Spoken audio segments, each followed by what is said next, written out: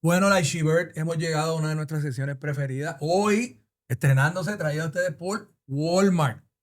Gracias, Walmart. Gracias por unirte al podcast del Che de la Derecha. Y en este caso, están entrando en La Derecha Contesta, que es nuestro esfuerzo para contestar tus comentarios.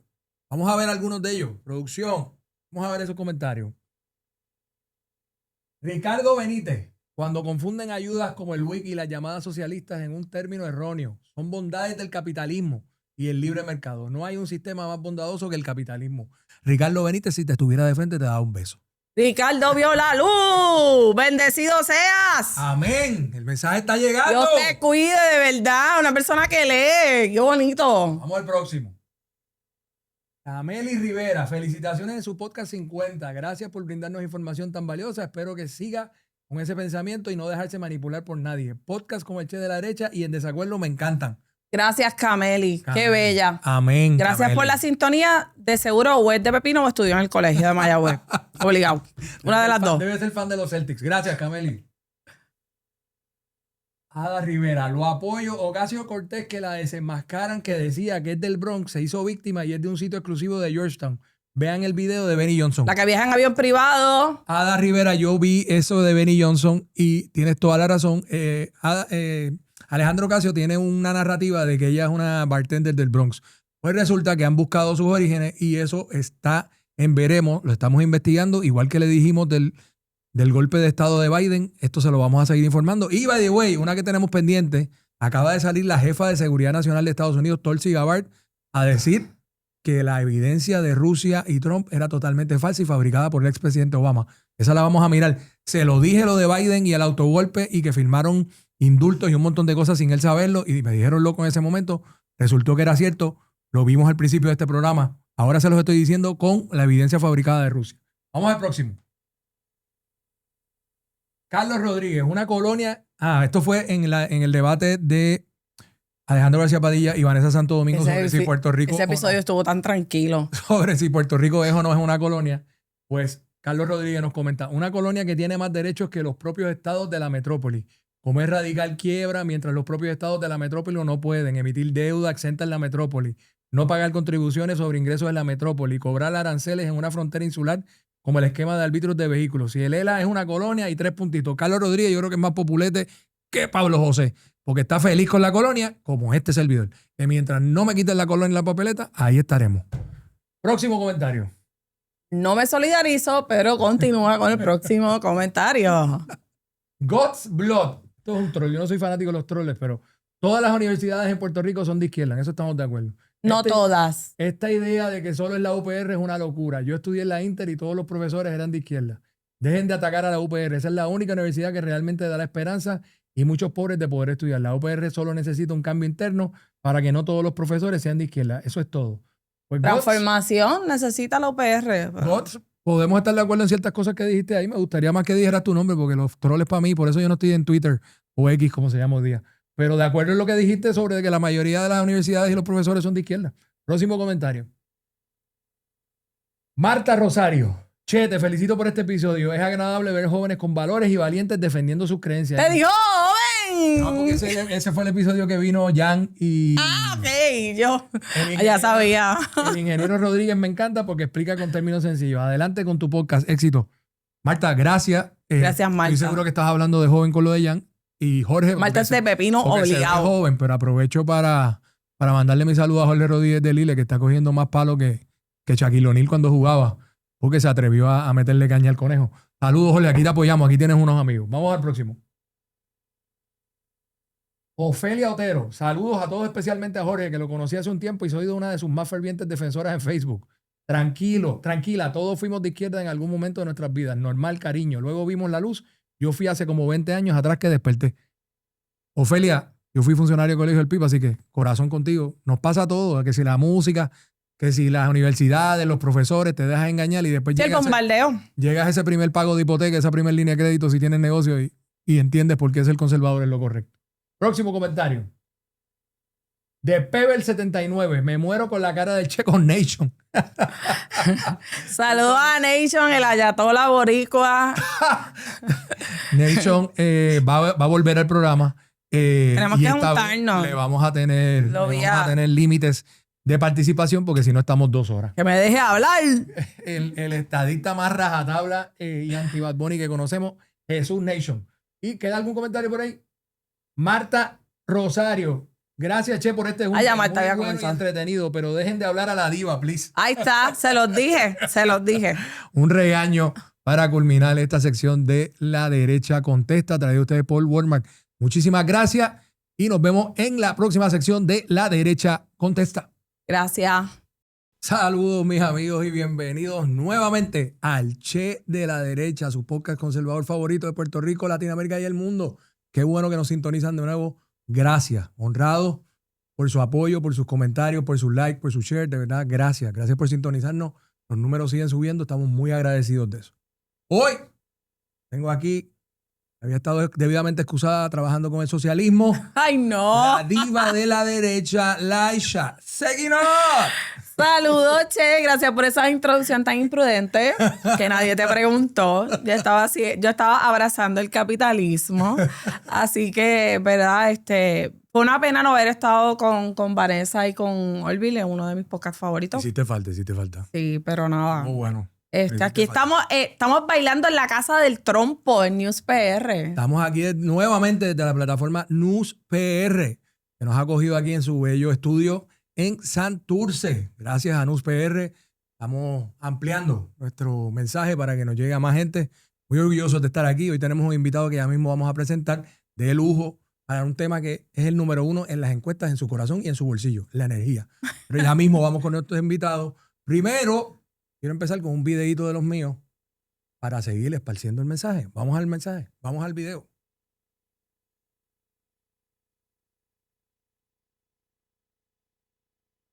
Tantos artistas sean de izquierda. Bueno, pero eso no es. ¿Cuál es tu opinión? Gramsci que decía que para meter el socialismo dentro de la sociedad, vos qué tenías que hacer, tomar la educación, fíjate cómo tomar la educación, tomar los medios de comunicación y cooptar los artistas. La cultura popular. Exactamente. Entonces, una de las cosas que los liberales hemos reconocido en la batalla cultural, lo primero que tenés que reconocer es que perdimos. Si no reconocemos que perdimos, no podemos corregir. Exacto. Entonces, uno creyó que con la caída del muro de Berlín todo había terminado. Entonces, nosotros no dimos la batalla cultural. Y ellos sí, ellos tomaron el posmarxismo, lo llevaron al Foro de San Pablo, pero más allá de eso, la construcción cultural que hicieron fue genial, porque además, fíjate la cantidad de gobiernos que tuvieron. 4 gobiernos de los Kirchner en Argentina. Tuvieron a Pepe Mujica, a Tabaré Vázquez en Uruguay, a Boric, a Bachelet, a Lago en Chile. En Perú, digamos, a este hombre Castillo. En Brasil, Lula, Dilma Rousseff. En Paraguay lo tuvieron a Lugo. En Bolivia, Evo Morales. Ahora tienen Petro en Colombia, Venezuela, primero Chávez, después Maduro, México, López Obrador, en España a Sánchez. Pero nosotros tenemos mejores ideas y aún así nos ganaron. Pero nos ganaron porque nosotros creíamos que ya con la evidencia era tan contundente que era suficiente. Que la batalla estaba ganada. Y que no la había que dimos. pelearla. La realidad es que si un empresario gana dinero, como lo hace sirviendo al prójimo con bienes de mejor calidad o mejor precio, es un benefactor social. Pero eso es cierto, sí, solo si vos tenés una economía de libre mercado. Exacto. Si vos no tenés al Estado interfiriendo, si vos no tenés a la izquierda metiéndose a Tantos artistas sean de izquierda, ¿no? Bueno, le puse ese video porque son 3 elementos que quiero que mantengan en mente en la forma que el socialismo gana adeptos. Y en Puerto Rico ya, como él dice, hay que reconocer que perdimos. 1, la educación, UPR y las universidades. ¿Quién manda en la UPI? 2, los medios de comunicación. Yo creo que si usted ha visto este podcast antes, si no lo ha visto, también los tienen controlados. 3, los artistas y la cultura. También lo tienen gano. 3 elementos que usan para ganar elecciones, sin estar en la papeleta. Por eso es la importancia de estos espacios. Por eso nace el Che de la derecha, porque si tú prendes el televisor, mandas tu nene a la escuela, que se mezcla tu bello issue y el montón de padres que de momento llegan asignaciones y tú ves las premisas de las preguntas y tú, pero espérate, ¿cómo que es eso de que uno tiene que estar pendiente a eso? Y por eso se los digo, para que los tengan en mente y más en estos días donde nos están atosigando el socialismo y la independencia sin que nosotros lo sepamos a través de la musiquita, los salones de clase y nuestros periódicos y medios de comunicación. Vamos a seguir educando sobre ese tema, pero quería que lo vieran. Antes de seguir, y en otro... Gracias, Che, que bien lo dijiste. Te los dije lo de Biden. Le dije que fue un golpe de Estado. Ese señor no tenía la cabeza para ser presidente de nuestra nación. No estaba en su condición médica correcta para estar en el puesto más importante del mundo. Esta semana hubo la primera vista que obviamente no van a ver en los medios de Puerto Rico ni nadie lo va a cubrir de los que dicen cubrir Washington. Eso no ha salido en ningún lugar. El señor Bernal, el ayudante ejecutivo de la primera dama, que junto a otras 6 personas corrían la Casa Blanca, se sentó a testificar y esto fue lo que pasó. Con el señor Anthony Bernal. Counsel, I respectfully decline to answer the question pursuant to my Fifth Amendment rights under the Constitution.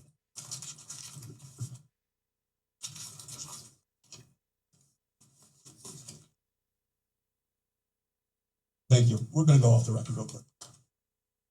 Okay, we'll go back on the record. Mr. Bernal, was President Joe Biden fit to exercise the duties of the president? On the advice of counsel, I respectfully decline to answer the question pursuant to my Fifth Amendment rights under the Constitution. Mr. Bernal, did you ever advise President? Ahí tienen al ayudante principal de la primera dama, que era del equipo ejecutivo del presidente Biden, cuando le preguntan, ¿el presidente Biden estaba en sus cabales para ser el presidente de los Estados Unidos? E invoca la quinta enmienda para no autoincriminarse. Le están preguntando que si tenía la capacidad. ¿Qué le dice eso a usted? Si usted le pregunta, usted trabaja para el gobernador de Puerto Rico, el presidente de Estados Unidos, le preguntan que si su jefe estaba en sus cabales o tenía la capacidad física para ser presidente, y usted invoca su derecho a la quinta enmienda. Eso contesta con un contundente sí.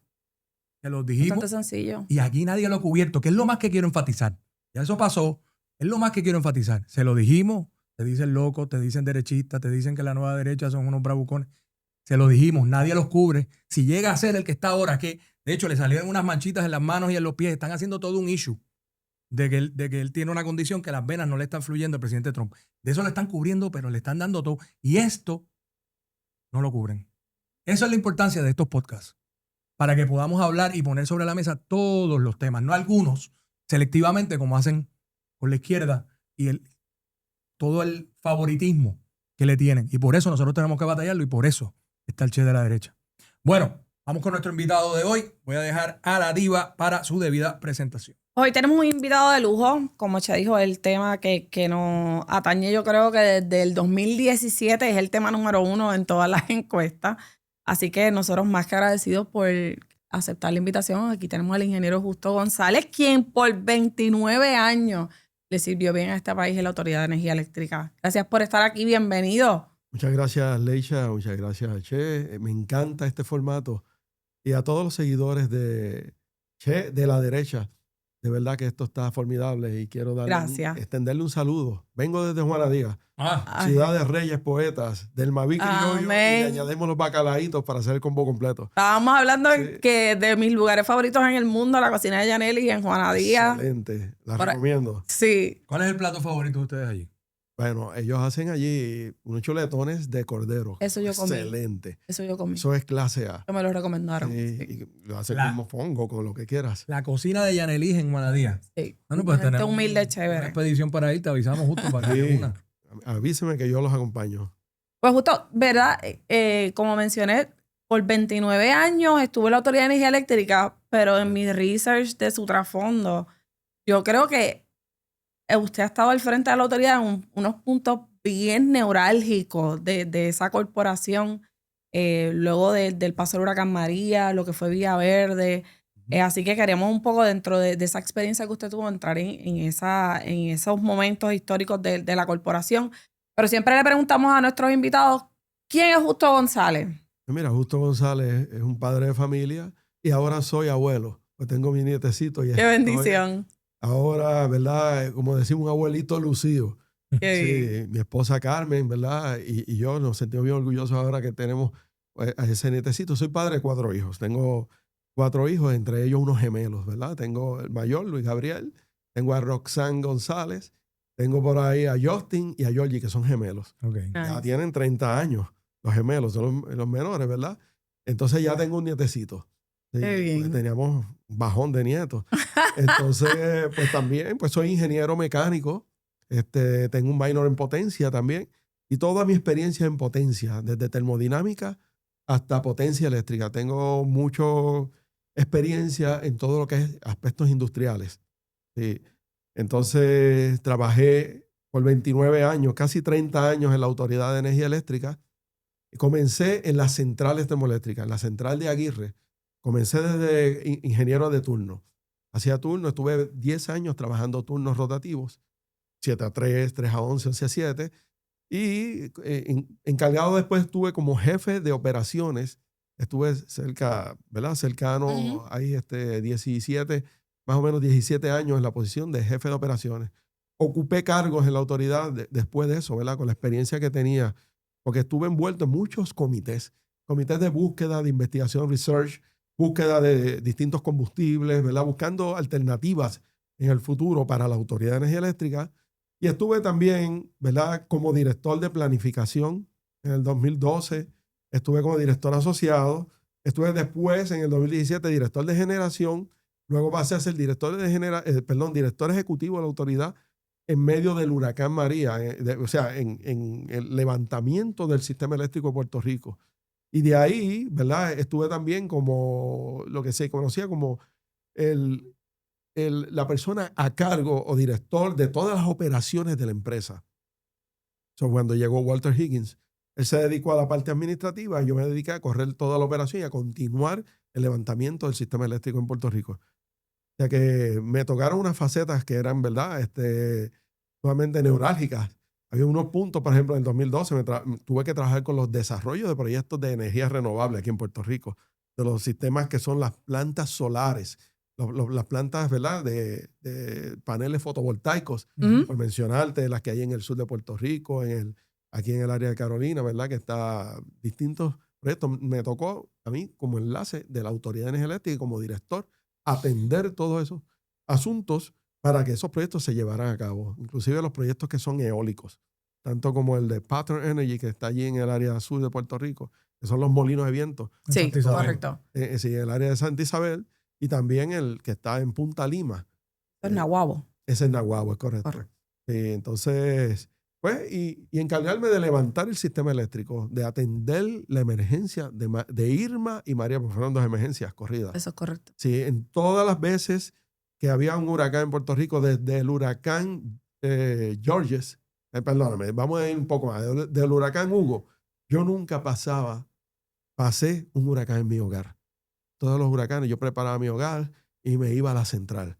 Y allí atendíamos la emergencia, porque en medio de un huracán muchas acciones se toman dentro, ¿verdad? Y muchas operaciones se ejecutan, se llevan a cabo en una central termoeléctrica. Eso es algo que sorprendería, ¿verdad? Si fuera, digamos, un periodista y estuviese allí, ver todas las acciones que se toman en medio del huracán. Yo estaba viendo una entrevista que le hicieron a usted luego de ver en ese proceso de recuperación y usted hablaba del efecto de Lisa Donahue y la falta de materiales. ¿Ese fue el reto mayor que hubo luego del paso del huracán María? La falta de postes, de cables, etcétera, etcétera, etcétera. Es correcto. Fíjate que una de las personas que sacó eso a la luz y que se atrevió a decirlo fui yo. O sea, yo, pues mira, lo que yo veo que está bien, lo digo. Lo que está mal, también lo digo. O sea, Lisa Donahue, dentro del proceso de reestructuración, ellos a través de la compañía Alice Partners, ella representaba, ¿verdad? Era la agente principal o era la coordinadora principal a cargo de todo el proceso de reestructuración de la deuda de la Autoridad de Energía Eléctrica. Eso trajo unos retos bien grandes, ¿verdad? Pero ella equivocadamente, o sea, fíjate que ella estaba buscando disminuir todo lo que era los presupuestos de gastos, pero se fue al extremo. Y todas aquellas cosas que eran necesarias también las recortó. Cuando miraba los almacenes, cuando tú no tienes piezas en los almacenes, tú estás vulnerable. Sí. Entonces, olvidaron muchas cosas. Una de las cosas que encontramos fue de los 4 helicópteros que tenía la Autoridad de Energía Eléctrica. Y ahora lo digo abiertamente, pero nos encontramos que de ellos 3 estaban, como dicen el término groundeados, significa que estaban en tierra. El Super Puma, que es un helicóptero que es la herramienta principal para tú levantar un sistema eléctrico luego de un huracán, llevaba 2 años fuera, que nuestros pilotos habían perdido la certificación porque al año de ellos no operarlo porque estaba en reparación, Pues mira, perdieron la certificación. Tuvimos que enviar los pilotos a certificarse en simuladores en París, Francia, porque es un helicóptero que es de construcción francesa, de Super Puma. Entonces tuvimos que atenderlo inmediatamente, conseguimos los hélices, ¿verdad? Le dicen las palas. Son los hélices principales, para que tengan una idea. Un set de hélices nuevo cuesta $2.2 millones para ese helicóptero. Wow. Es un helicóptero que levanta. Y eso fue porque ella recortó gastos. Gastos recortados, cambiaron las prioridades, ya las prioridades no eran las áreas operacionales, no, todo era. Pero ella, su trabajo era recortar gastos para que le pudieran pagar la deuda a los bonistas. Es correcto, pero perdió el enfoque. Entonces no había. Dejó de administrar el material. negocio. Es correcto. Y Ya. dejó vulnerable a la autoridad. No había ni siquiera en las centrales, Imagínate. se había bajado todos los inventarios que eran de piezas principales. Igual pasó con todo lo que se utiliza aquí para sostener el sistema de transmisión y el de distribución. Sí. Todo era un recorte, pero tú no puedes recortar. Es como si tú, ok, voy a recortar gasto no hago compra. Y no hago compra, y se me dañó la pluma, no la arreglo. Se me dañó la ducha, no la arreglo. Eso deterioró el sistema y las plantas en cierta medida. Digo, ya sabemos que cuando ella llegó ya estaba el sistema bastante deteriorado, pero... Sí, vamos a ver un trasfondo, ¿verdad? La Autoridad de Energía Eléctrica siempre tiene un grupo de profesionales, tiene un grupo de profesionales excelente. Y lo voy a decir, inclusive de trabajadores para la electricidad, que eran excelentes. Y que decían, hay gente que decía, que son UTIER, que los UTIER son difíciles. No, ellos trabajaban. O sea, y todo lo que se les daba, ellos lo hacían. Y cuando habían emergencias, daban más. Y eso yo lo vi. ¿Qué sucede? Entonces, era un conjunto de profesionales excelentes y los profesionales eran de renombre. ¿Qué sucede? La autoridad tenía unos planes. Venía en los años 90 con esos planes de desarrollo. Viste el desarrollo que ya entraron las alianzas público-privadas bajo cogeneración. Entró la planta de AES, ¿verdad? Con una diversificación de combustibles. Porque todo era derivados de petróleo. Cuando vino la crisis del petróleo, los precios cambiaron.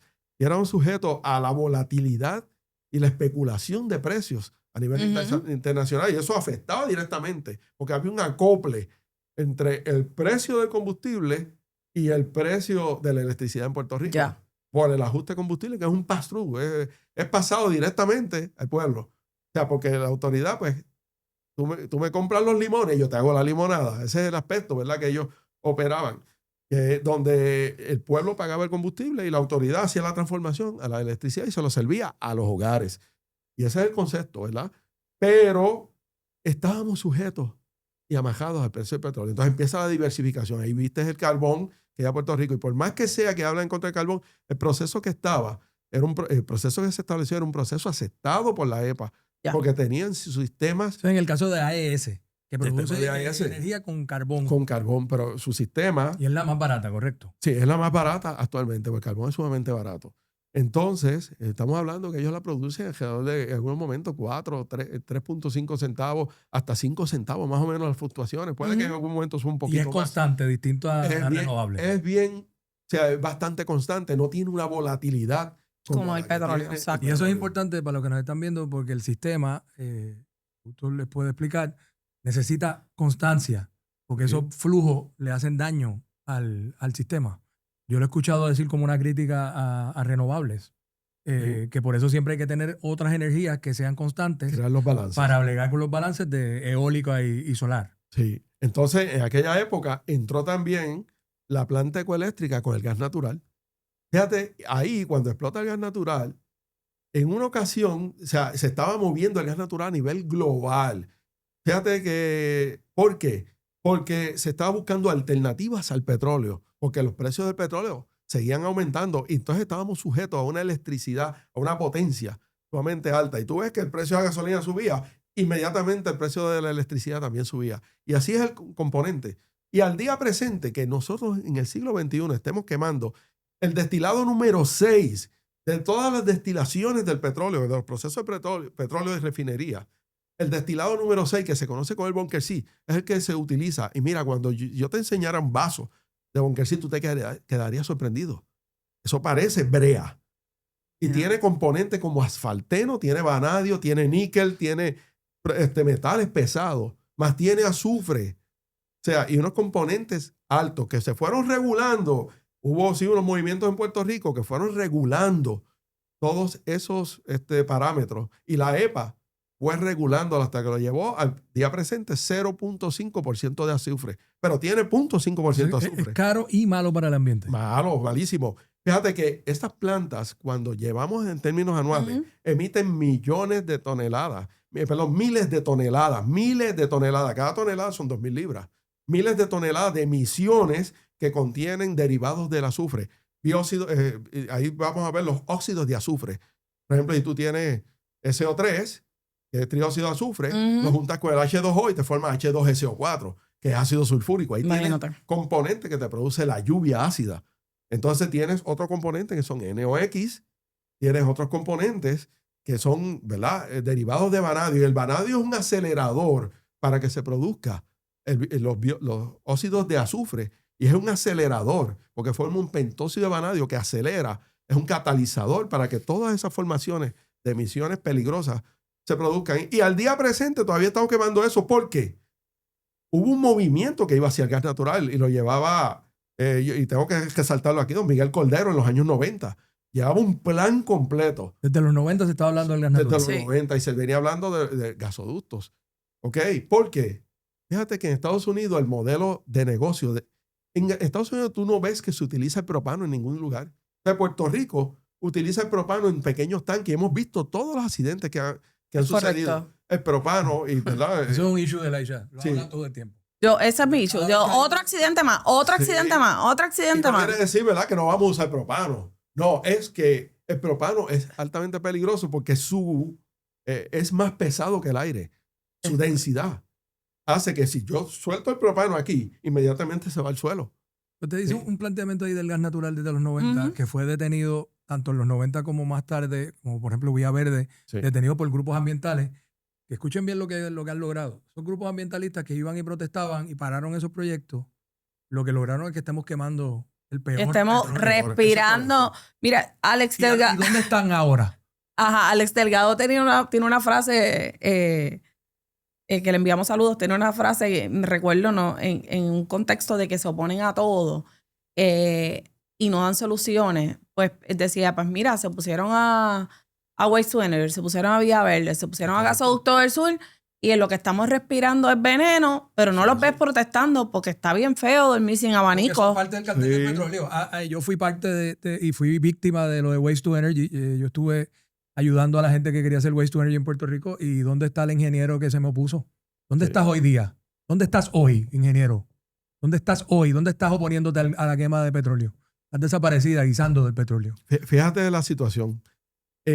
En el 2003, en mi oficina, allí en Aguirre, se reúnen con nosotros, pues vino una visita de distintos grupos ambientalistas. Se reunieron con nosotros. Cuando están en la mesa, yo tengo una mesa bastante amplia, ¿verdad?, en mi oficina.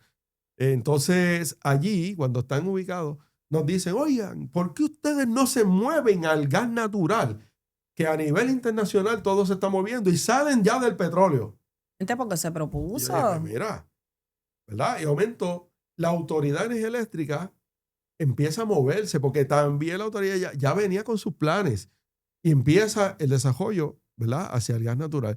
Surge, y hay que hablar aquí, ¿verdad?, del ingeniero Edwin Rivera, que retoma nuevamente el tema. Era un ingeniero de la Autoridad de Energía Eléctrica, va como director ejecutivo y retoma nuevamente el tema del gas natural y levanta y comienza el proyecto del Gasoducto del Sur.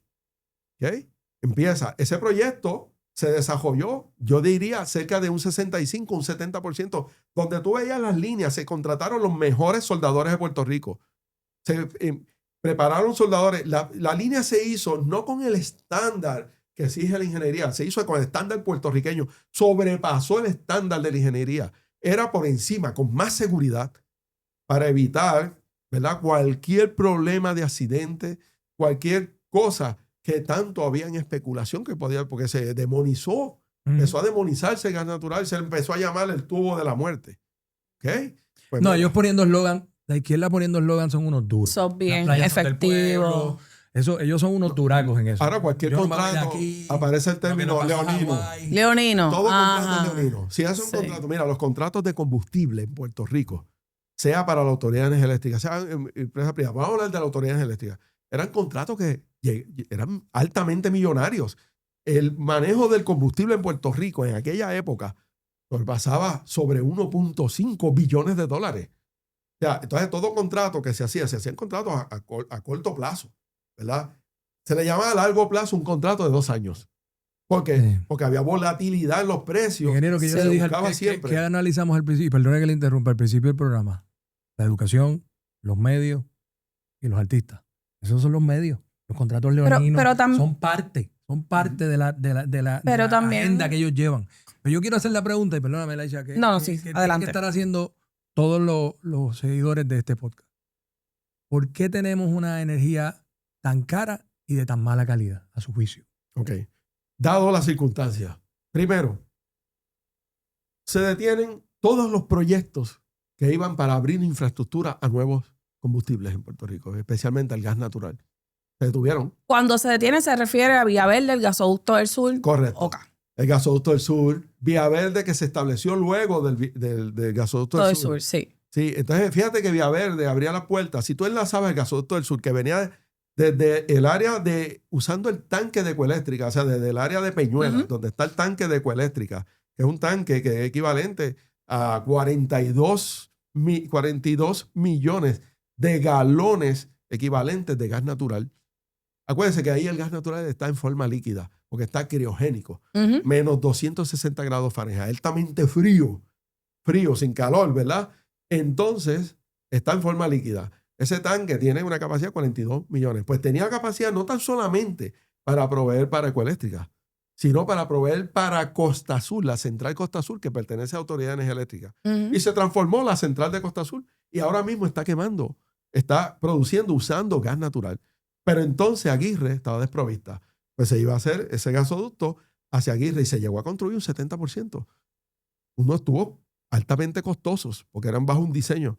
Entonces se eliminó ese proyecto. Entonces hubiese enlazado desde Aguirre hasta el área de Ecoeléctrica Costa Azul. Y de momento Vía Verde iba a enlazar y llegaba a Arecibo y continuaba hacia el área de Palo Seco y San Juan. Abría puertas a un suplido de gas natural, inclusive desde el sur. Entonces después surge, ok, se eliminó eso. Surge el proyecto de Aguirre Offshore Gasport. Y yo tengo que dar y resaltar aquí una persona. El señor Juan Rosario, que fue miembro de la Junta de Gobierno de la Autoridad Eléctrica y era de los grupos ambientalistas. Él dirigía el grupo Misión Industrial. Pero él supo defender ese proyecto. Y iba con nosotros defendiendo el proyecto. Fue el único, pero todos los demás se opusieron. Y él defendió ese proyecto porque él vio de verdad la necesidad de ese proyecto aquí en Puerto Rico. Y Juan Rosario defendió el proyecto. O sea que él vio realmente cuánto eso iba a beneficiar al pueblo. Porque estábamos saliendo de un combustible que está haciendo daño a nuestra población, que es el Bunker C, que actualmente al siglo XXI lo estamos quemando. Y ese es mi punto. Y por eso es que yo le encarezco a los ambientalistas que en aquel entonces se opusieron, ¿verdad? ¿Dónde están ahora en este momento? Porque ahora mismo, ¿sabes qué? Se están oponiendo al desarrollo de plantas que son inclusive renovables, utilizando placas solares. Porque esa finca debió utilizarse para sembrar, pero mira si era una finca que estaba baldía o que no se han está opuesto a utilizando. todo, se han opuesto a Se todo. están oponiendo y ahora hay compatibilidad. Por ejemplo, y te voy a poner un ejemplo. AES Illumina, que está en Guayama, tiene la planta de placas solares. Ellos tenían un problema con el talado de la vegetación. ¿Sabes qué tienen allí? Ovejas y un criadero de ovejas allí. Tienen ovejas allí dentro. Lo mismo, la planta está en el área de Coto Laurel Solar Farm. Tiene un criadero de ovejas y usted ve allí más de 100 ovejas que son las que se encargan de limpiar aquello y la oveja produce carne, produce lana. O sea que están manteniendo una hegemonía, ¿verdad? Entre lo que es la producción energética por medios renovables y lo que es la agricultura o lo que es la agropecuaria. ¿Cuánto se compra en petróleo en energía eléctrica anual? Bueno, yo te mencionaba que el petróleo era de 1.2 billones de dólares y a veces incrementaba más dependiendo. Podía llegar hasta 1.8 billones de dólares al año. Al año. En el año fiscal de energía eléctrica se compran Sí, casi 2 billones. Es correcto. Y vamos a hablar... Pues, Y le pregunto eso para que la gente tenga en mente por qué es que se oponen. No se crean que sea uno de esa gente que vende petróleo, se va a ir y son los que fondean, son los que, esto lo digo yo, no lo dicen ninguno de ellos, que se quiera unir, que se una. Esa gente se defiende, es lo que llaman el cartel del petróleo, se defiende y son los que, mire, te aseguran que estos grupos que después no aparecen por ningún lado, vayan y hagan las protestas. No, y se han opuesto a todo y nos tienen respirando leña, y esto lo digo yo, no se tienen que unir, nos tienen respirando leña, habiendo alternativas mucho más ecoamigables, mucho más económicamente efectivas, y no, o sea, estamos ahora mismo, llevamos tantos años en un limbo de fluctuación de precios, que como bien mencionó Che ahorita, no le hacen bien al sistema. Y atando un poco eso, lo que estaba diciendo, tomando como punto de partida el gasoducto del sur, 15 años después, ¿usted ve viable la construcción de un gasoducto? Bueno, ahora mismo el modelo de negocio que se está estableciendo en Puerto Rico ha sido adaptado a toda esa oposición que hubo. Ya el término de un gasoducto se ha demonizado en Puerto Rico. O sea, el hecho de que se haga uno nuevo, mira, la gente va a tener 20,000 dudas por el desconocimiento de lo que hay. Si vamos a Massachusetts, Massachusetts tiene el área de Boston y otros estados, Texas, hay donde quiera líneas que son... Sin problema ninguno. Como distribución. Sí. Correcto. Y eso lo vemos. Y entonces pasan y corren por el mismo, ¿verdad? Por el subway.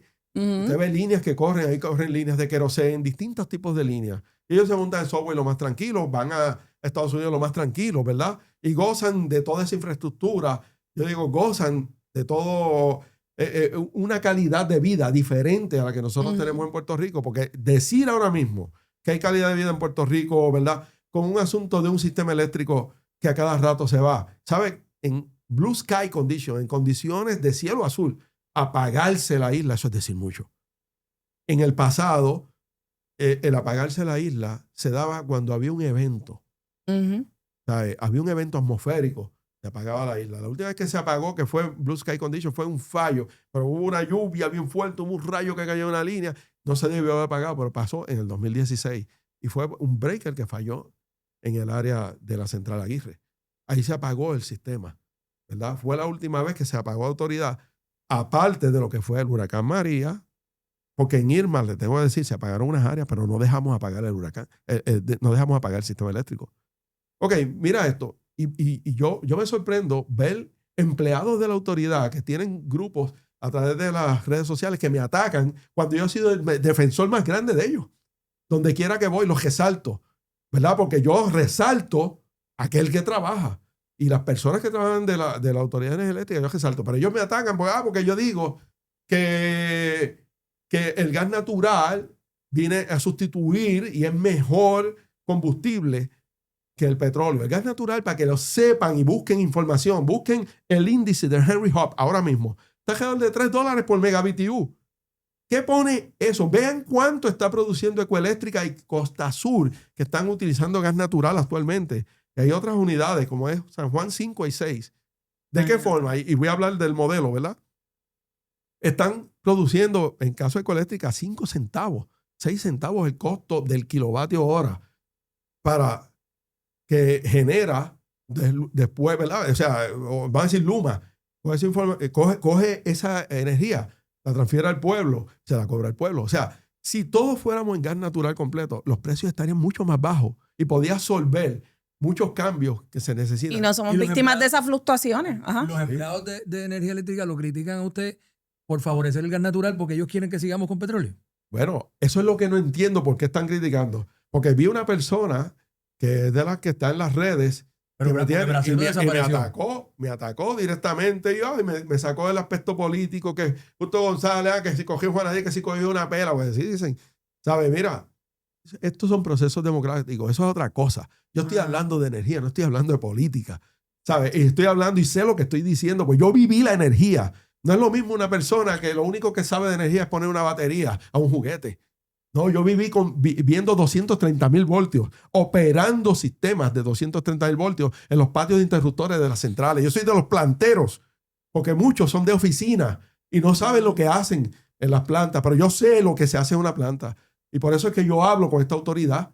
¿Por qué? Porque yo sé y viví eso. O sea, y aquí hay mucha gente que porque se lee una revista de energía, ya es un experto de energía. No, perdóname, la energía hay que sentirla y hay que verla.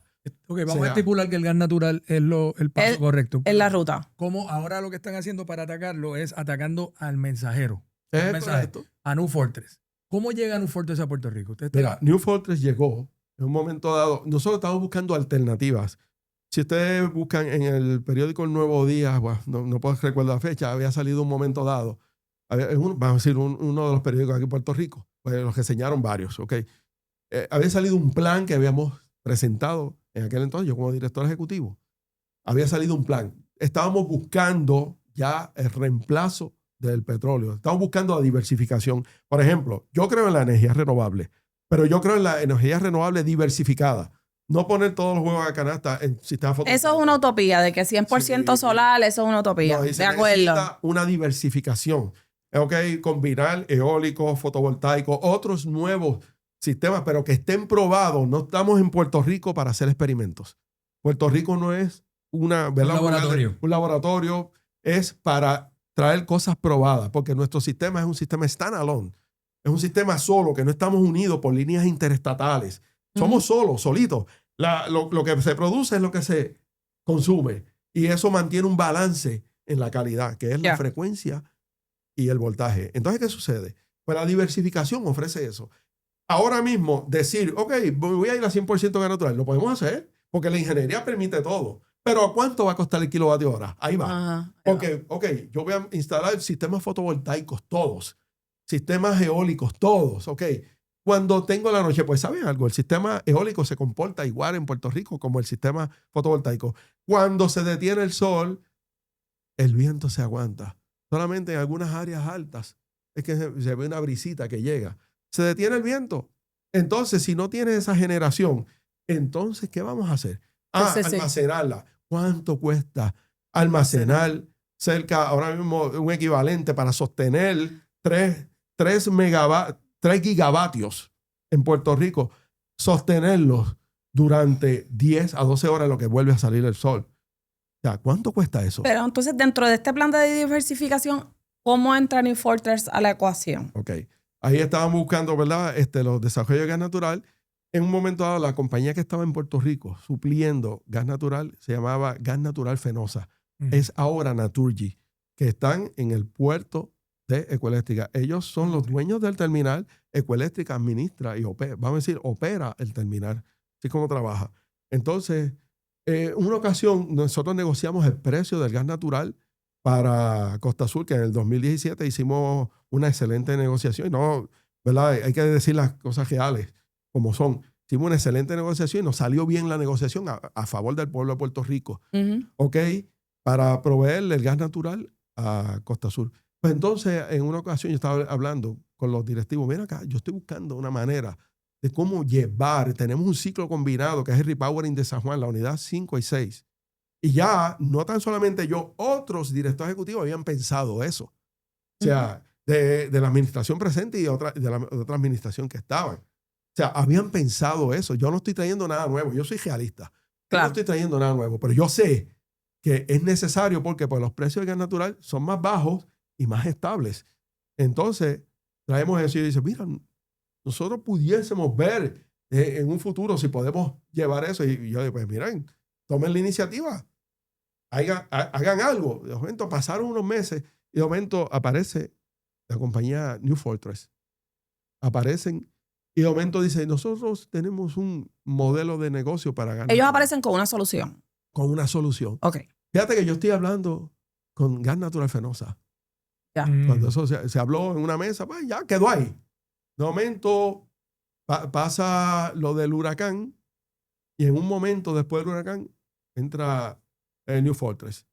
No, nosotros tenemos un modelo de negocio. Entonces no querían divulgar su New Fortress llega en el 2018, ¿verdad? Más o menos, sí, en el 2018. Ajá. Con un modelo de negocio, con un modelo de operación diferente. Fíjate que nosotros pensamos en lo que eran los Floating Storage and Regasification Unit, lo que es el OFSRU, que era el concepto del Aguirre Offshore Gas Port, donde iba a haber un barco a 5 millas de la costa conectado con gas natural. Esa operación iba fuera de lo que se conoce de la bahía de Jobos, ¿verdad? En el área de Salinas, Guayama. Iba a estar mar adentro y allí ese barco iba a estar estacionado ahí como un barco cisterna, un barco de almacenamiento. Nosotros pensamos en ese concepto, ¿verdad? Ok, a lo mejor para el área de San Juan. De momento llega New Fortress con un nuevo modelo de negocio y dice, no, mira, nuestro concepto no es un FSRU. Entonces, no podemos hablarlo a menos que medie un acuerdo de confidencialidad. Mira, se hizo un acuerdo de confidencialidad. Eso no es nada vinculante. No, eso no es un request for proposal. Eso no es una subasta. Eso no es un contrato. No, es simplemente para que ellos divulguen su información. Y nosotros comprometernos a no divulgar. Entonces, ellos de igual forma tampoco pueden divulgar ninguna información nuestra. ¿Qué nosotros le podíamos ofrecer si todo está puesto en las páginas del negociado de energía? ¿Quieres ver las eficiencias de la Autoridad de Energía Eléctrica? Busca la página del negociado de energía, los dockets. Ahí los puedes ver. Y lo primero que hace una compañía cuando viene a Puerto Rico a tratar de presentar una solución es, déjame ver qué es la Autoridad de Energía Eléctrica, a ver sus plantas, si es una solución para las plantas. Y se mete a los dockets del negociado porque sabe que está todo ahí. Además está la información a través del Energy Information Administration, que pertenece al Departamento de Energía de los Estados Unidos. Ahí está toda la información. Los consumos de gas natural, los consumos de combustible, las eficiencias, todo aparece. O sea, entonces, pues ellos divulgaron su información y dicen, no, nuestro sistema es que ubicamos un barco en el área, ¿verdad?, de muelle. El barco es simplemente una cisterna y montamos el sistema de regasificadores en el área del puerto. Hacemos unas modificaciones del puerto y montamos los regasificadores y unos tanques que son para estabilidad del sistema y el envío de línea. Yo, fíjate, wow. O sea, surge eso. De momento quedó ahí. En un momento dado, entonces yo lo que dije fue, en aquel entonces, vamos a hacer un request for proposal. Y encomendé aquel entonces al que fue también director ejecutivo de la Autoridad Eléctrica, se llama Efraín Paredes. En aquel entonces era director de planificación cuando yo estaba como director ejecutivo. Y encomendé también al ingeniero William Ríos Mera, porque era director de generación cuando yo era director ejecutivo. A ellos dos que se encargaran de trabajar. ¿Por qué William Ríos Mera? Porque él era el director de generación encargado de todas las centrales. Y Efraín Paredes, porque era el director de planificación. Y es la persona, ¿verdad?, que tiene en aquel entonces conocimiento para hacer un request for proposal como ese. Los encargué a eso. Ahí, entonces, ellos comenzaron a trabajar eso, pero llegó un momento, llega Walter Higgins, ya le quitó eso a ellos, ya ellos no estaban trabajando con eso. Yo seguí trabajando todo lo que era, o sea, mi encomienda era energizar a Puerto Rico lo antes posible y de la forma que fuera. Ya. Y esa fue mi encomienda. Y lo logramos hacer 9 meses y medio, logramos, ¿verdad? Pero ahí, entonces lo toma Walter Higgins y encomendó a un grupo que se llama el Grupo Fissinger, que estaba aquí en Puerto Rico. Y ellos se encargaron de hacer ese request for proposal. Entonces, la importancia era que yo quería ver la propuesta de Naturgy o de gas natural Fenosa también. Y si entraba alguna otra compañía internacional, ver qué propuestas nos traían, porque estaban buscando soluciones para el área metro. Porque la de Nufortes dependía en todo, 99% de su huevo estaba en tener un puerto. Tener puerto. Sí. Cualquier compañía que viniese a hacer una operación de puerto necesitaba, y si el puerto pertenece... Es obligatorio, tienes que tener un puerto. Sí, es, exactamente. Y darle la exclusividad también, como hicieron. Ok, ese es el punto. Vamos a explicar esto, ¿verdad? Ok, si fuese un puerto privado, pues ellos pueden desarrollarlo, ¿verdad? Vamos a decir un puerto que sea privado. En el sur hay puertos privados. Pero el área del puerto de San Juan, quien es el dueño es la Autoridad de Puertos de Puerto Rico. O sea, le pertenece. Por lo tanto, tienen que negociar una concesión. La concesión es un contrato, una especie de contrato, un acuerdo para ellos estipular y llevar a cabo sus operaciones, hacer modificaciones bajo ese acuerdo, permitirle que ellos hagan unas modificaciones en el deck, ¿verdad?, del puerto, en el docking station, en el deck, ¿verdad? Ellos hacen esas modificaciones y además de eso, hacer la operación y llevar a cabo su modelo de negocio. ¿Okay? Entonces, ¿qué sucede? Cualquier compañía que venga tiene que buscar ese acuerdo. Correcto. Si iba a utilizar ese muelle, ¿verdad? La única, pues, yo de ahí, pues, yo estuve trabajando con la emergencia, luego me retiré y más tarde fue que se dio a cargo. Entonces, o sea, que se llevó a cabo ese request for proposal y se evaluó, ¿ok? Entonces, ¿Cuántas compañías entraron sometieron sus propuestas en ese proceso? fíjate, no tengo exactamente el detalle, ¿verdad? Cuántas compañías fueron, ¿verdad? Pero tengo entendido que Gas Natural Fenosa no presentó. Ya. No sé por qué Gas Natural Fenosa no presentó. Ok. Porque ellos ya tenían una operación en Puerto Rico y, o sea, podían haber presentado. Mira, había un concepto que se estaba desarrollando y se estaba discutiendo con el cuerpo de ingenieros. Estoy hablando meses antes. Estoy hablando entre el 2016 y 2017, especialmente a principios del 2017. Se estaba llevando a cabo unas negociaciones y unas reuniones con el capitán de puerto, con el Coast Guard en Puerto Rico y distintas agencias para la posibilidad de hacer un tanque de gas natural en el área metropolitana. Y te voy a decir algo, aquí hay tanques, aquí en Miramar, cerca hay un tanque que es de propano, ¿verdad? Es propano en una mezcla, lo que llaman gas natural sintético. Y es un tanque que todo el mundo pasa y lo ve. Sí. ¿Saben cuál me refiero? Pues se estaba buscando la manera de desarrollar un tanque en el área de San Juan. ¿Para qué? Para desarrollar una infraestructura para las centrales, tanto de Palo Seco como San Juan, y abrir puertas a un mercado de gas natural en Puerto Rico. Porque fíjate hasta dónde ha llegado el gas natural de Puerto Rico. ¿Cómo ese mercado ahora se ha elaborado cuando se impidió vamos a decir, se eliminaron los gasoductos? ¿Cómo se desarrolló? Que era una de tus preguntas. El desarrollo ha sido por zonas portuarias y lo que se conoce como gas natural, en inglés le dicen containerized natural gas. Es gas natural por medio de camiones. Los isotanks, que son tanques parecidos a los tanqueros de gasolina que vemos en la calle.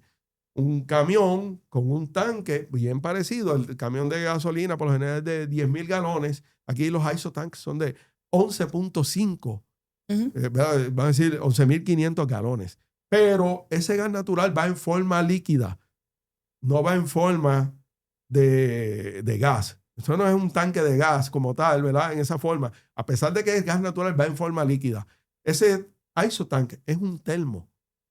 Igual que un termo. O sea, no deja que pierda que gane temperatura del ambiente.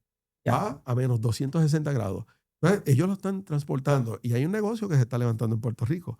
Es el negocio de la cogeneración. Vemos la industria ahora mismo que se está moviendo. Estamos, por mencionar industria, Cooper Vision de Juana Díaz tiene 23 megavatios en capacidad en sistemas de cogeneración con motores de combustión interna. Unos sistemas que son para utilizarse con gas natural. Lo mismo, ahora se están moviendo las Metronic de Puerto Rico, Stryker de Puerto Rico, Zimmer de Ponce, Avi aquí en Puerto Rico, que tiene también sistemas de cogeneración, Patheon, lo que era Patheon, también aquí en Puerto Rico. O sea, Neopharma, que era Pfizer. Como producto del hecho de que nuestra energía es cara. Es ineficiente. Es ineficiente, pues la industria privada se está moviendo a ellos mismos generar su propio. Ellos mismos generarla. Y lo otro es que hemos decidido que el gas natural es menos malo y más barato que el petróleo. Y entonces, debido a eso, pues entonces, ya que no queremos traerlo por líneas, pues hay que traerlo por barco. Y después del puerto, pues entonces hay que llevarlo a las plantas. Pues entonces, si no lo podemos llevar por un gasoducto, entonces lo tenemos que llevar por un camión. Lo están llevando por camiones. Por un camión. Pero esta decisión de este RFP de que New Fortress tenga esa exclusividad del puerto realmente es una medida estratégica correcta. Bueno, en la manera que se hizo, ¿verdad? Sí, era la alternativa. Era la alternativa. Era la alternativa que había. Ellos tienen que hacer la concesión. Entonces, pero solamente exclusiva, porque entonces, ¿verdad? Lo que pasó ahora, que dijeron, pues ¿sabes qué? No te voy a traer gas natural si no me pagas una deuda vieja. Y nos tenían de rehén. Sí, el acuerdo que hicieron, ¿verdad? Fue con ellos, esa porción del puerto. Acuérdate que ese puerto también se llevan a cabo otras operaciones. Si viene otra compañía, vamos a futuro, aquí hay que negociar lo siguiente. Es, ¿verdad? La concesión de esa área que ellos están utilizando, ¿verdad? O otra área para que esa compañía opere también. O sea, es todo el área que ellos están utilizando, ¿verdad? Del puerto. O sea, por eso es que digo, es la alternativa. O sea, cualquier compañía que venga tiene que hacer concesión si va a utilizar un puerto que pertenece a la autoridad de puertos. Por eso digo, hay puertos que son privados. Y hay otras alternativas de puertos que le pertenecen al Estado que se puedan utilizar Para entrar gas natural. para quizás un poco más diversificar la oferta. Bueno, toda el área de puertos que hay, ¿verdad? La gran mayoría pertenecen a la autoridad de puertos. Que puede ser un puerto, después que cumpla con el calado y eso, se puede ajustar. Sí, Okay. hay puertos, ¿verdad?, que se utilizan para todos estos tipos de cruceros que son recreacionales, ¿verdad?, que son de cruceros de placer. Vamos a decir, ¿verdad? Pues no los quieren cerca, ¿verdad? Por un asunto de seguridad. Acuérdate, todo lo que es combustible tiene unos aspectos de seguridad que hay que cumplir. Sí, y por eso es que posiblemente se escogió esa área. Escogieron esa área. Primero, la proximidad que tenía la planta de San Juan, porque el área está justo al lado de la planta de San Juan, ¿sabes? Y si tú dices, ¿verdad? Cualquier compañía que venga a nivel internacional, ese es el área querida, porque estoy al lado de mi cliente. No necesito llevar una línea larga, no, ahí mismo una línea, conecté a la planta de San Juan. Entonces, ya no tan solamente en la planta de San Juan. Ahora se montaron unas unidades que se adquirieron de FEMA, 14 unidades y 3 más que vienen, ¿verdad? Que va a ser un total de 17 unidades que se repartieron entre Palo Seco y la planta de San Juan. Y cerca de la planta de San Juan y está ubicada. Están con gas natural. Y están usando gas natural. Unas por camión, ¿verdad? Y otras por línea. O sea, que esto es lo interesante de esto. O sea, abrió ya un poco más las puertas. Además de que se está moviendo el gas natural a través de Puerto Rico, ¿verdad? Que se está llevando en camiones para llevarle a las distintas industrias que lo están utilizando. Eso abrió las puertas también a que la posibilidad de que se utilice el gas natural en la transportación en un futuro. Sí, porque en Estados Unidos tú vas a ver, vas a una ¿verdad? Lo que llamamos una gasolinera y vas a ver, diésel, vas a ver gasolina premium, gasolina regular y gas natural. Entonces cada uno tiene su pistero. ¿Pero hay carros que corren con gas natural? Sí. Hay una compañía aguada que lo está haciendo. Sí. Está convirtiendo los carros de consumo de gas. Eso no lo sabía. Aquí hay cajos que cogen propano también. Hay algunos cajos que cogen propano. Sí. Pero la gran mayoría de la transportación, ahora que tú estás viendo, es gasolina, lo que siempre es lo convencional, gasolina, tirando monóxido de carbono, ¿verdad? Y dependiendo del catalítico, y eléctricos, o aquellos que son híbridos. Pero también en Estados Unidos el gas natural se utiliza en la transportación y vemos vehículos, guaguas, camiones, y vemos automóviles que utilizan gas natural. Un poco cuando pasa toda esta situación con New Fortress, que se lleva el bate y la bola, varias personas ¿verdad? Que conocedores de la industria de energía dieron que fue un error al momento de escoger una compañía de la generación, poner los huevos todos en una canasta, en el sentido que ya salimos de un monopolio que para bien o para mal, pues quizás no nos resultó, ¿verdad? No estamos diciendo con esto que quizás New Fortress no nos iba a resultar, ¿verdad? Pero que en el momento en que se escogió la compañía para la generación, se debió un poco mirar el tema también del gas. Eso fue un error estratégico. Vamos a hablar de lo que pasó. Lo primero que pasó, esto fue una aberración. Lo digo así abiertamente. ¿Cómo New Fortress va a hacer eso? Mira, uno de los puntos más importantes, yo lo estuve explicando en esta entrevista, ¿verdad? De los puntos más importantes que hay en una negociación de compra de combustible donde hay un acuerdo, medio un contrato, es la seguridad del commodity, ¿verdad? La seguridad de entrega de ese producto. Fíjate que nosotros producimos energía eléctrica. En energía eléctrica hay vidas envueltas. Si tú ahora mismo se apaga la isla y ahí están llevando a cabo una operación a una persona en un hospital y su planta eléctrica no entra, esa persona está en riesgo. Esa persona está en riesgo. O sea, para que veas hasta dónde llega esto. ¿Qué pasa? Algo que cuando se hace la negociación es que tú tienes que entregarme. Aquí hay un aspecto que yo mencioné que se llama el take or pay, que es que yo me veo obligado como cliente, yo a adquirir, o sea, cuando viene ese barco es a comprar ese combustible, a pagar por él. Úselo o no lo use. Por eso es que viene el término de las nominaciones. Las nominaciones es que yo vengo y le solicito, ¿verdad? Mira, ahí se hacen unas proyecciones, yo voy a utilizar tanto de gas natural, por lo tanto necesito tal cantidad, yo te voy a recibir esa cantidad. Y una vez viene ese barco con esa cantidad, yo tengo que recibirla. Si no la recibo, tengo que pagarla. No importa, ¿verdad? Aunque no la reciba. Eso se llama el take or pay. Pero también está un concepto que se llama send or pay, que aunque no lo menciona así en el contrato, está explícito dentro del contrato, que es que ellos tienen que entregarme el gas natural, asegurarme que yo continúe las operaciones, que nunca haya un shortfall. Interrupción. Es una Nunca haya responsabilidad interrupción. dual. Que no, aquí no puede decir, I'm running out of the natural gas. No, yo tengo que asegurar, ¿verdad? La entrega. Yo como suplidor, la entrega. Y voy a decirte algo. La experiencia que había antes, ¿verdad? Tengo que decir lo positivo con el petróleo, es que nunca dejaban. Hasta en los momentos difíciles aparecían.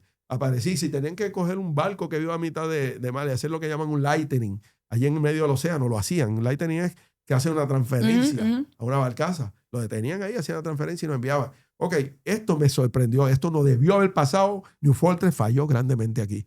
Eso abre puertas, ¿verdad? Dice, un plan B. Tiene que tener un plan B, porque es mucho ya la dependencia. A medida que tú vas cambiando, por ejemplo, cuando dependíamos del petróleo, si no nos servía el petróleo, tenemos que apagar las calderas. El negociado aprobó el viernes a compra de diésel y petróleo. No, y voy a decir algo sobre el diésel, y esto es una realidad. El mercado del diésel ultra low, que es el que se utiliza en Puerto Rico, ultra low, de baja por ciento de azufre. Eso es lo que hay que decir, ultra low. Bajo por ciento de azufre para minimizar todas las emisiones. Ese mercado está mermando. Fíjate, en la bahía de Estados Unidos, en Nueva York, se establece un mercado de NYMEX allí que observa todo ese flujo. Eso ha disminuido porque ¿quién ha tomado lugar? El gas natural. Y ahora el mercado del light oil, nosotros lo conocíamos como light oil o diesel ultra low, ha mermado. Por lo tanto, se hace difícil conseguirlo. Cuesta más. Eso es una situación. O sea, entonces tú lo vas a tener de backup, ¿verdad? Pero sabes que te cuesta más. Mi interés no es volverlo a quemar. Ojalá yo tuviese backup. Sí, pero por si acaso vuelve a suceder natural, lo que ocurrió, después aprobaron tener, o sea, aprobaron comprar. Y yo te voy a decir, lea la diferencia. Tú puedes cocinar. En Estados Unidos se utiliza el gas natural como se utiliza el propano. La gente se sirve gas natural, casi no se usa el propano. Y la gente cocina con el gas natural. Intenta cocinar con diésel. Era la diferencia. En ese sentido, oficial con las emisiones. la Junta de Supervisión Fiscal hizo lo correcto en detener ese contrato porque, según las expresiones, nos acercábamos hacia un monopolio peligroso. Sí, mira, hay un aspecto bien importante y es el siguiente. Okay. Los acuerdos que se hacen de combustible, cuando te llaman un long-term agreement, era un acuerdo de 2 años. Cuando tú veías de petróleo, era un acuerdo de 2 años. Eso era un long-term agreement dentro de... Y los que trabajaban con esto saben que estoy diciendo la verdad. O sea, tú no veas, si acaso, ponle, no pasaba de 5 años. Están buscando 15 años. Okay. Podemos entender, ok, sí, pues ellos tuvieron unos gastos, ¿verdad? En hacer las mejoras en el muelle y preparar todo eso completo. Eso es parte, ¿verdad? Yo digo, de el riesgo que ellos tomaron. Claro, de eso se trata el capitalismo. Sí, porque ¿cuál es el riesgo que tiene el cliente? Que no me entregue. Que no me supla a tiempo. Pero ellos el riesgo es dentro de su inversión, lo que es su modelo de negocio y su inversión. Podemos entender eso. Pero la situación es lo siguiente. De acuerdo, estos son aspectos legales, ¿verdad? De la manera que ellos están llevando a cabo, se pudo entender que era un monopolio de la manera y por eso fue que actuó la Junta de Supervisión Fiscal. Y ahí pues detuvo eso. ¿Qué sucede? Eso abre puertas. Entonces, yo digo, tenemos que aprender de las lecciones, ¿verdad? Hay unas lecciones aprendidas. Pues mira, tiene que abrir puertas a un plan B. Tiene que haber un plan de seguridad. Tiene que haber más. Ahora nos damos cuenta de que hacían falta los gasoductos para que aquellos que están en el sur pudieran enlazarse, ¿verdad? Pero puede abrir la puerta a nuevos modelos operacionales y de negocios. Eso es que Puerto Rico es un área de oportunidades. Sea como sea, ante las situaciones que se están presentando, es un área de oportunidades. Pero el pueblo tiene que entender esas oportunidades, tienen que darse, llevarse a cabo. Porque vamos a pensar, vamos a irnos a los renovables. Si nos vamos a renovables 100%, el pueblo se va a quejar. Ya, me está cobrando la energía a 52, a 53 centavos el kilovatio hora. Y le voy a decir algo. Yo estuve con las delegaciones hace 1 mes y medio atrás, las delegaciones de Hawái, de Islas Samoa, de Islas Vírgenes. ¿Sabe cuánto está el kilovatio hora allí? 45 centavos, 42 centavos. Y en Hawái, cerca de 47 centavos, fluctuando. Dependen mucho del diésel. Yo les hago una invitación que exploren y googleen y busquen información. Ahora la IA te ayuda y te facilita. Busquen esa información para que vean el costo del kilovatio hora. Los lugares donde se han ido únicamente a renovables es porque tienen la bendición de tener plantas hidroeléctricas de grandes escalas. Ya. Cosa que Las no hay aquí. No las hay, ¿verdad? No Tenemos hay. unas hidroeléctricas, pero con unos flujos limitados y unas capacidades limitadas. ¿Por qué? Porque Puerto Rico, a pesar de que estamos en una zona tropical, hay veces que meten la época de sequía. Entonces, ven acá, si cogemos y abrimos la hidroeléctrica de Dos Bocas, se nos vacía el lago y no No, tenemos y el agua clima aquí para- es súper bipolar. Es correcto. Entonces tú tienes, ¿verdad? Que el mismo agua que se utiliza para producir la energía es la misma que se utiliza para potabilizar. El Ujú. caso de decir de las más grandes, que es Dos Bocas. La más grande es Yauco 1, que es una planta de 22 megavatios, pero no está operacional ahora. Pero en el caso de Dos Bocas, la misma agua que produce energía, ¿verdad? La autoridad decía, ok, la energía es mía y el caudal de agua es tuyo para que lo uses para agua potable y también regar para utilizarla Riego. para el riego, para la agricultura. Ok, pues fíjate qué cosa interesante. Pero Puerto Rico no tiene grandes hidroeléctricas. Entonces lleva a que dependamos de los fotovoltaicos. ¿Y cuál es el mejor área de Puerto Rico? El más peleado, donde más plantas fotovoltaicas hay. Búscate el sur de Puerto Rico, que es el área más seca. Ahora mismo tenemos la planta más grande, que es del grupo Zero Group, ¿verdad? Sí, Zero Group se llama, que tiene una planta de 90 megavatios y está añadiendo 40 megavatios más. O sea, estamos hablando de la planta más grande del Caribe, por ahí. O sea, y aquí está la planta de Oriana, en el área de Isabela también. Pero en el sur de Puerto Rico tienes AES, Illumina, tienes Horizon, tienes distintos proyectos que se están llevando porque es el área más seca, Ujú. buscando aprovechar la máxima producción. Pero cuando se mete una nube arriba, afecta. Yo veo cómo baja, pues lo pueden ver en la página de Genera Puerto Rico. Buscar el área de generación, lo pueden ver ahí. Aquí no hay nada que yo estoy inventando, ¿no? Está todo dado. ¿Quieres buscar información y detalle? Entra a la página de los dockers del negociador de energía, que tiene toda la información. ¿Quieres ver la operación del sistema actualmente? Ve a la página de Genera. Y ahí lo vas a ver. Justo, ¿vives aún en Juanadía? Vivo en una día ahí. Vamos a necesitar que vuelvas.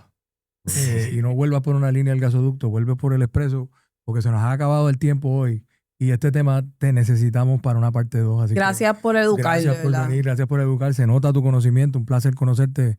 Gracias por estar aquí, pero te invitamos a que vengas para una parte 2. Yo quiero darle las gracias por la invitación. Y esto ha sido un foro excelente. Me ha encantado. Gracias. Y Gracias algo por nuevo. venir. Aisha, nos despedimos. Nos despedimos. Gracias por la sintonía como siempre. Like, subscribe, share, comenten. Les estamos muy agradecidos. Este es el episodio número 51, como la Stadity. Como la Stadity. Oye, hicimos la derecha contesta. Prometo que para el viernes que vamos a grabar de Sí. nuevo, hoy es lunes, vamos a hacer la derecha contesta en la que le contestamos los comentarios tan chulos, tan buenos y no tan buenos que ustedes nos hacen. Para todo, lo importante de aquí que es educarnos. Así Y que prometemos traer al ingeniero Justo González otra vez Sí, tengo para muchísima educar, razón. porque la educación es vital. yo quiero traerlo de nuevo también porque yo quiero coger y poner aquí en las pantallas de News PR una factura de luz. Y ponerla ahí. Y Desglosarla, desmenuzarla. Para que usted entienda, como yo no entiendo muchas veces, qué es lo que diantre me están cobrando. Eso está chévere. Así que va a haber una parte 2 de este episodio que estamos llamando el shock eléctrico de New Fortress.